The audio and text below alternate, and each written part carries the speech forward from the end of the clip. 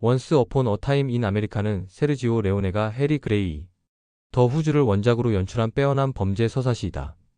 세르지오 레오네는 플래시백과 플래시포워드로 1920년대 초와 1930년대, 1960년대를 오간다. 유대계 갱스터의 사랑과 우정, 욕망을 다층적 비선형 구조로 치밀하고 처연히 그려낸다. 어린 시절의 우정과 사랑이 성장 과정에서 탐욕과 배신으로 뒤틀리며 완연히 다른 삶의 행로로 표출된다. 대의나 정의가 물질적 욕망 앞에서 거추장스럽지만 권위와 불의에 맞서는 개인주의에 충실한 자아를 연출한다. 1920년 미 수정헌법 제18조로 주류금주법 볼스테드법이 제정된다. 뉴욕의 빈민가에서 누들스와 맥스는 뚱보의 레스토랑을 아지트로 밀주업을 시작한다. 누들스는 뚱보의 여동생 데보라를 흠모하여 틈날 때마다 훔쳐본다.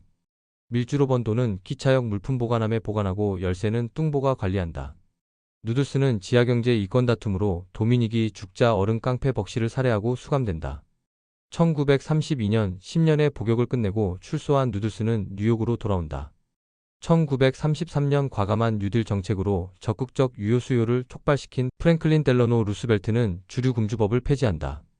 맥스는 금주법의 폐지로 돈줄이 막히자 미연방준비은행을 털 계획을 짠다. 맥스의 연인 캐롤은 누들스에게 맥스의 무모한 짓을 막아달라고 부탁한다. 누들스는 친구를 살리기 위해 경찰에 밀고 하지만 경찰로 보이는 괴한들의 습격을 받는다.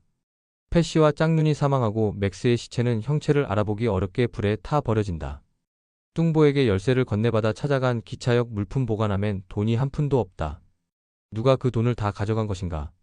누들스는 동료들을 밀고 한 죄책감으로 아편에 빠진 채 뉴욕을 떠난다. 35년 후 1968년 의문의 파티 초대장을 받은 노년의 누들스는 다시 뉴욕으로 돌아온다. 1968년 린든 존슨은 베트남전에 적극 개입하지만 반전 시위가 격화되자 북베트남 정부와 파리 평화 협상을 진행한다. 발신인은 온갖 비리와 부정부패에 연루된 베일리 장관이다.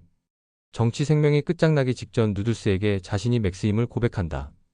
조직원 경찰을 이용해 동료들을 배신하고 돈을 가져간 것과 데보라가 자신의 정부임이 밝혀진다. 욕망에 쓰러진 맥스는 죽음을 택한다. 분쇄 압축기가 달린 쓰레기차의 모습은 자살의 암시이다.